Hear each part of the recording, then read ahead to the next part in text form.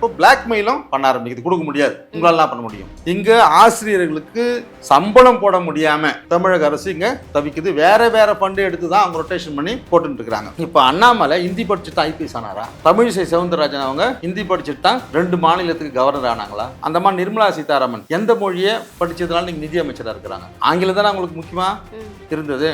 இன்னைக்கு வெறும் இந்தி மட்டுமே வச்சுக்கிட்டு நம்ம பாரத பிரதமர் ஒட்டுமொத்த உலக அரங்குல இந்தியாவில் இருக்கக்கூடிய எல்லாருமே தலகுனிற மாதிரி ட்ரம்ப் கிட்ட போயிட்டு கேவலப்பட்டு வந்தாரா? பிரசிடென்ட்டுக்கும் பிரெக்னன்ட்டுக்கும் வித்தியாசம் தெரியாம அங்க ஒரு டிரான்ஸ்லேட்டர் அவங்க இங்கிலீஷ்ல சொல்றது இவர் ஹிந்தியில டிரான்ஸ்லேட் பண்ணி அதை வேற எங்க சொல்றது எவ்வளவு ஒரு அவமானகரமான ஒரு விஷயம். இல்ல அண்ணாமலை அவர்கள் என்ன சொல்றாரு அப்படின்னா, நாங்க 3வது மொழி ஹிந்தின்னு சொல்லல, ஆப்ஷனல் சொல்றது. மலையாளமா இருக்கலாம், தெலுங்கா இருக்கலாம், கன்னடமா இருக்கலாம். ஆனா 3வது மொழி நீங்க கத்துக்கிறதுனால பசங்களுக்கு இன்னும் ஸ்கில் தானே அதிகமாகுது.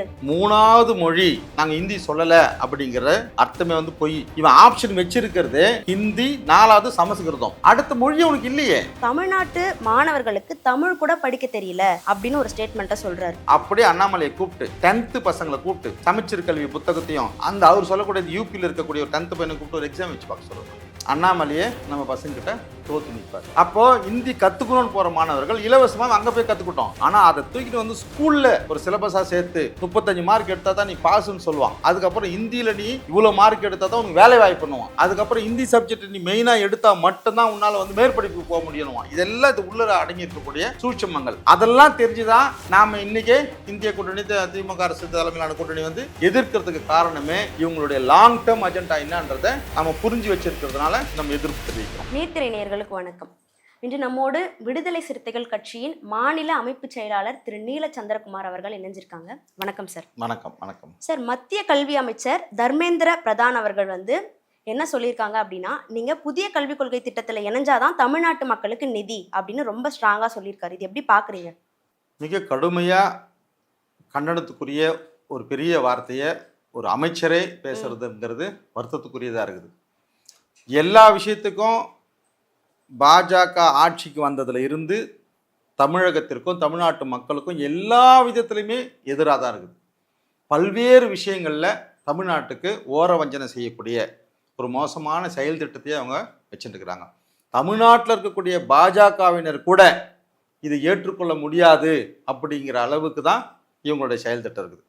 இப்போ நம்ம அக்கா தமிழிசை அவர்கள் பாஜக வந்து இந்தியை திணிச்சாங்கன்னா நாங்களே எதிர்ப்போம் அப்படிங்கிற ஸ்டேட்மெண்ட் அவங்களே சொல்லக்கூடிய அளவுக்கு உண்டானது. இதில் நம்ம குறிப்பாக பார்க்க வேண்டியது என்னன்னா, என்ன காரணத்துக்காக அவர் நிதி கொடுக்க மறுக்கிறார் அப்படின்ற அந்த புள்ளியில் பார்த்தோம்னா, நம்ம தமிழக முதல்வர் வந்து ரொம்ப காட்டமான ஒரு பதிலை கொடுத்துட்டார். இந்த பிளாக்மெயிலை எங்ககிட்ட காட்டாதீங்க, தமிழ்நாட்டு மக்களுடைய உண்மையான கோபத்துக்கு நீங்கள் எதிர்பார்க்க வேண்டியதுன்னு சொல்லியிருக்கிறார். ஆனால் இவங்களோட நோக்கம் என்ன? எதுக்காக மறுபடியும் மறுபடியும் மறுபடியும் மறுபடியும் தொடர்ச்சியாக இந்த வேலைகளை பண்ணிட்டு இருக்கிறாங்க? 1967 வரைக்குமே இந்தி திணிப்புங்கிறது தான் காங்கிரஸ் ஆட்சி காலத்தில் இருந்தது. அதுக்கப்புறம் அதிமுக திமுக 2 கட்சிகள் தான் ஒட்டு மொத்தமாக தமிழ்நாட்டை ஆண்டுன்னு வராங்க.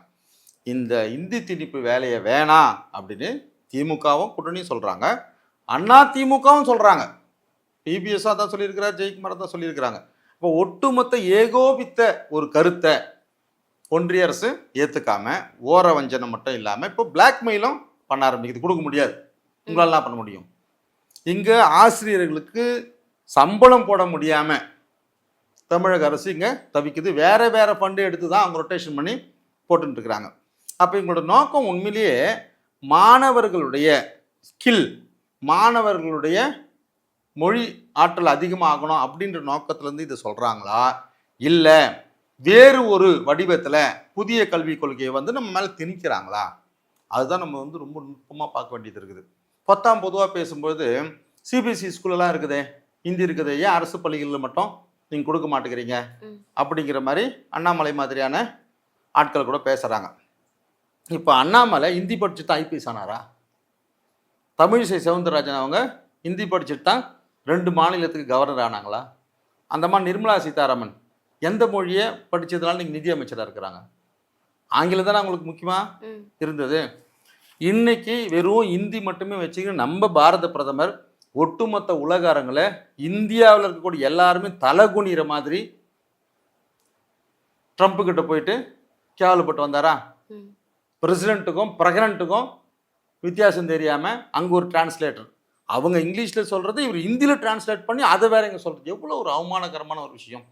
அப்போ ஒரு மொழி அப்படிங்கிறது அறிவை வளர்க்குதா, ஒரு மொழிங்கிறது வேறு எந்த மாதிரியான ஒரு விஷயத்துக்கு மாணவர்களுக்கு பயன்பட போகுது அப்படின்னு பார்த்தோம்னா, இந்த கிராமப்புற மாணவர்கள், நாங்களாம் கிராமப்புறத்தில் அரசு பள்ளியில் படித்த மாணவர்கள், எங்களுக்கு இங்கிலீஷ் ஒரு சப்ஜெக்ட் வச்சாலே கடுப்பாயிடுவோம். ஏன்டா அந்த கிளாஸ் வைக்கிறானுங்க, மீதி 4 சப்ஜெக்ட்டுமே நாங்கள் தமிழே படித்து நல்ல மார்க் எடுத்துருவோம். ஆனால் இங்கிலீஷ்னு வந்தாலே எப்படியாவது ஒரு 35 தாண்டிட முடியாதான்ற அளவுக்கு தான் நாங்கள் போட்டி போட்டு படிக்க வேண்டிய ஒரு சூழல் இருந்தது. இப்போ அந்த மாதிரி 3வது மொழி ஹிந்தி, 4வது மொழி சமஸ்கிருதம் அப்படிங்கிற மாதிரி இவங்க கொண்டு வரும்போது, நாளைக்கு இதை வந்து இவங்க மஸ்ட் ஆக்கிடுவாங்க.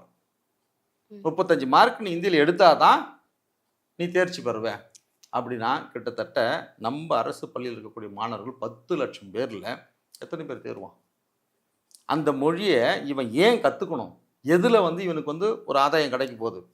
இவனை பானிபூரி விற்க போகிறானா, என்ன கடலை வேலை செய்ய போகிறானா, நார்த் சைடில் போயிட்டு? ஒன்றுமே இல்லையே. அங்கே இருக்கக்கூடியவன் எல்லாம் ஹிந்தி தெரிஞ்சவன், இந்தியில் புலமை வாய்ந்தவன், இந்திய படித்தவன், எல்லாருமே நம்ம தமிழ்நாட்டில் வந்து என்னென்ன வேலை செஞ்சுட்டு இருக்கிறானுன்றதை நம்ம கண் கூட பார்க்குறோம்ல. அப்போ இவங்களோட நோக்கம் மாணவர்களுடைய ஸ்கில் வளர்த்தெடுக்கிறது கிடையாது. இதன் மூலமாக ஒரு மொழியை அழிக்கிறது மூலமா அவங்களுடைய பண்பாடு கலாச்சாரத்தை ஒழிச்சு கட்டிடலாம். இது கூடவே சேர்ந்து வேற ஒரு குறுக்கு புத்தியும் மத்திய அரசுக்கிட்ட இருக்குது. அதாவது 3ஆம் கிளாஸ்லேயே ஒரு பப்ளிக் எக்ஸாம், 5ஆம் கிளாஸில் ஒரு பப்ளிக் எக்ஸாம், 8th ஸ்டாண்டர்டுக்கும் ஒரு பப்ளிக் எக்ஸாம். சாதாரணமாக இந்த ஏஜில் இருக்கக்கூடிய பசங்க ஸ்கூலுக்கு போனாலே ஸ்கூலுக்கு போகிறதுக்கு பிடிக்காது. அதுவும் இந்த மாதிரி ஏழை வீட்டிலேருந்து போகக்கூடிய பசங்களுக்கு வந்து ஸ்கூலுக்கு போகாமல் இருக்கிறதுக்கு நிறைய வாய்ப்புகள். அதை அடித்து ஒழிக்கிறதுக்கு தான் பெருந்தலைவர் காமராஜர் வந்து மத்திய உணவு திட்டத்தை கொண்டு வந்து மாணவர்களை பள்ளிக்கு கூட்டின்னு வந்தார் இல்லையா? அப்படி தான் ஒருத்தரும் வந்தது. அப்போது ஏன் இவங்களுடைய நோக்கம் 3ஆம் கிளாஸ், 5ஆம் கிளாஸ், 8ஆம் கிளாஸில் வைக்கிறாங்கன்னா, ஒட்டு மொத்தமாக சேர்த்து எல்லா மாணவர்களையுமே 3ஆம் கிளாஸ்லேயே ஃபில்டர் பண்ணி அப்படியே என்ன வெளில போயிடு, தொழிற்கல்விக்கு போயிடு, அப்போ சரி வேலைக்கு நீ போயிடு.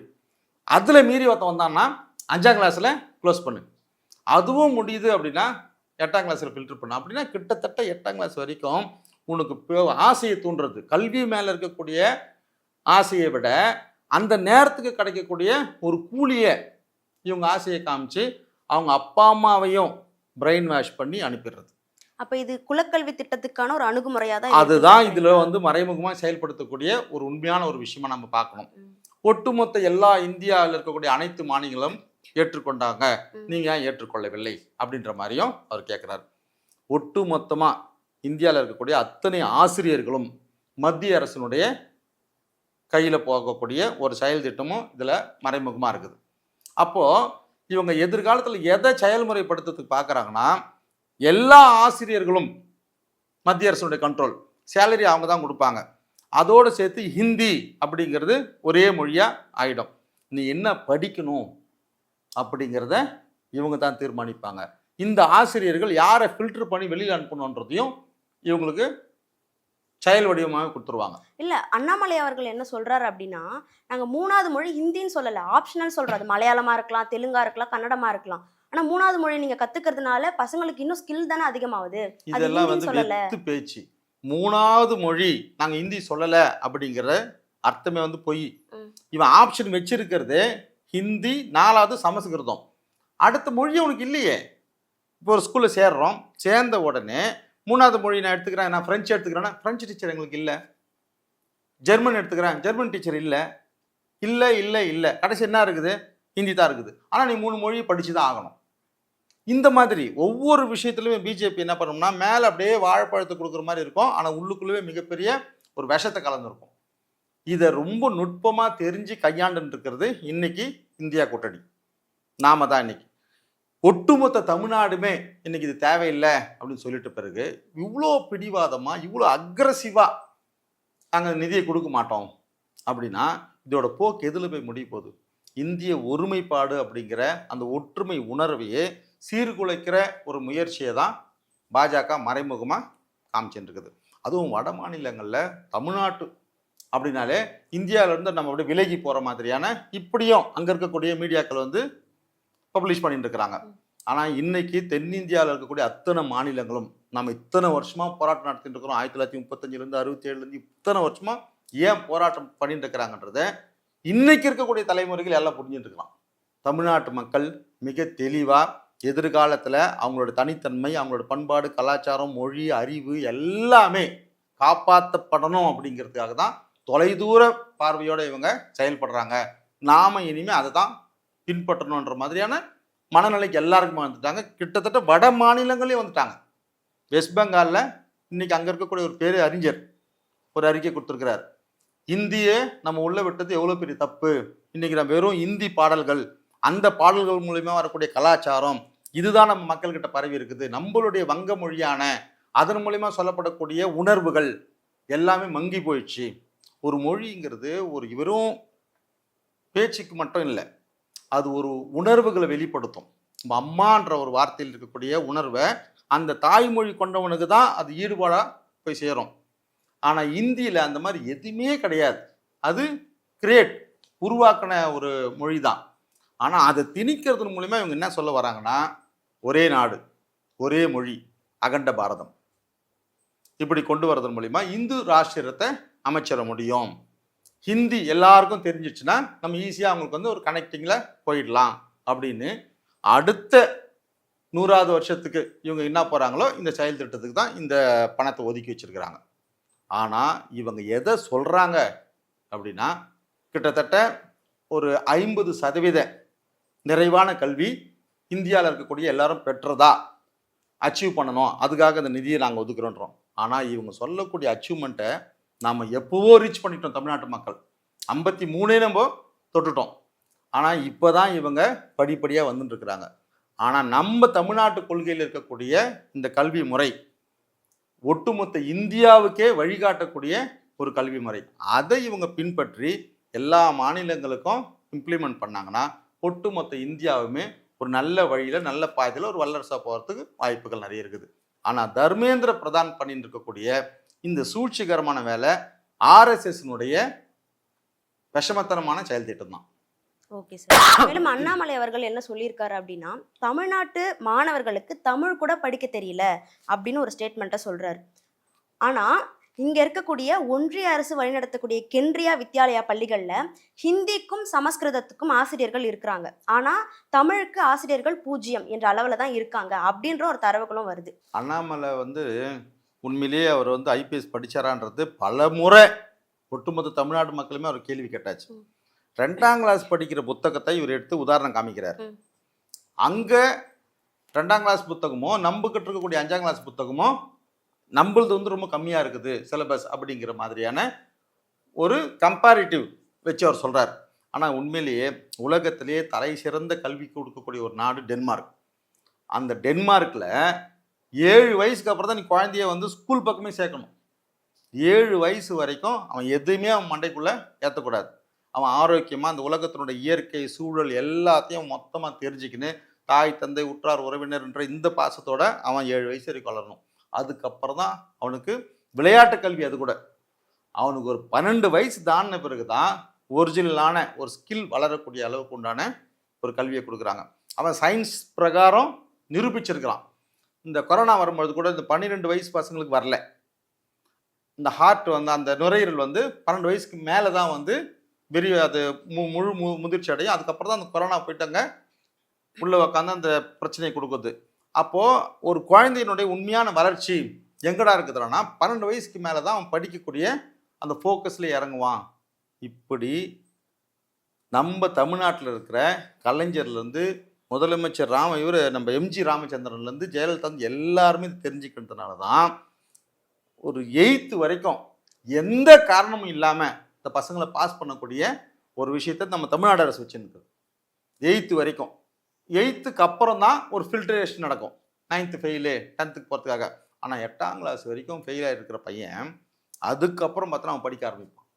அவன் பார்த்தோன்னா அவ்வளோ பேர் அச்சீவ்மெண்ட்டில் இருப்பான்.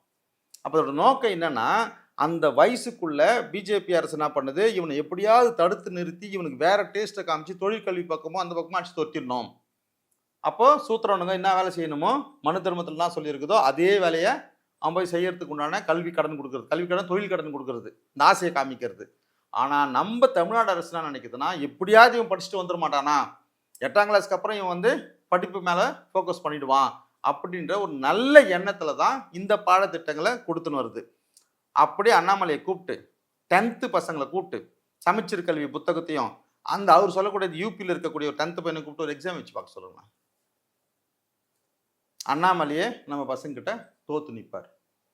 இதெல்லாம் ப்ராக்டிக்கலாக இருக்கக்கூடிய விஷயம். இவங்க வெறும் அரசு அதிகாரத்தை அடையிறதுக்காக சூழ்ச்சியில் நம்ம தமிழ்நாட்டில் இருக்கக்கூடிய பிஜேபிக்காரன் பண்ணுறது எதிர்காலத்தில் அவங்களுக்கு அவங்களே மண்ணு வாரி போட்டுக்கிறதுக்கு சமமாக தான் என் பரவல் நான் பார்க்குறேன். மேலும் இன்னொரு ஸ்டேட்மெண்ட் என்ன சொல்றாரு அப்படின்னா, 5வது படிக்கிற வரைக்கும் தாய்மொழி கல்வி படிக்கலாம் அப்படின்னு பிரதமர் அவர்கள் வந்து புதிய கல்விக் திட்டத்துல வந்து சொல்லியிருக்காரு. அப்பனா 5வது படிக்கிற வரைக்கும் தமிழை வந்து படிக்கலாம்னு சொல்லியிருக்காரு. நீங்க இதுக்கு முன்னாடி யாராச்சும் அது ஸ்ட்ரிக்ட்னு சொல்லியிருக்கீங்களா? அதன் மூலியமா தமிழ் வந்து வளர்க்க தானே போகுது புதிய கல்விக் கொள்கை திட்டத்துல. நீங்க ஏன் அதை வந்து மறுக்கிறீங்க, வேணான்னு ஏன் சொல்றீங்க அப்படின்னு கேட்கிறாரு. சிபிஎஸ்சிலேயே ஹிந்தி இருக்குது. கிட்டத்தட்ட இருக்கிற மாநிலங்கள்லேயே அதிகமாக ஹிந்தி படிக்கக்கூடிய பசங்க இருக்கிறதும் தமிழ்நாட்டில் தான். கிட்டத்தட்ட 3.5 லட்சம் பேருக்கு மேலே வந்து ஹிந்தி படிக்கிறாங்க. யாரும் ஹிந்தியை வந்து படிக்க வேணாம், இங்கே வந்து கொடுக்க வேணாம் நம்ம சொல்லலை. அதை நீ தனியான ஒரு செப்பரேட்டாக வச்சுக்கோ. ஹிந்தி கற்றுக்கக்கூடிய உன்னுடைய கலாஷேத்ரா, க்ளவுட் டு லோஸ்க்கு இன்னும் என்னென்ன இருக்குதோ சேர்த்துக்கோ. அதை வந்து பாடத்திட்டத்தில் சேர்க்காத. இந்தியாவில் எந்த அறிவும் வளர போகிறதில்ல, எந்த அறிவியலும் வளர போகிறது கிடையாது. அப்போது ஹிந்தி கற்றுக்கணும்னு போகிற மாணவர்கள் இலவசமாக அங்கே போய் கற்றுக்கிட்டோம்.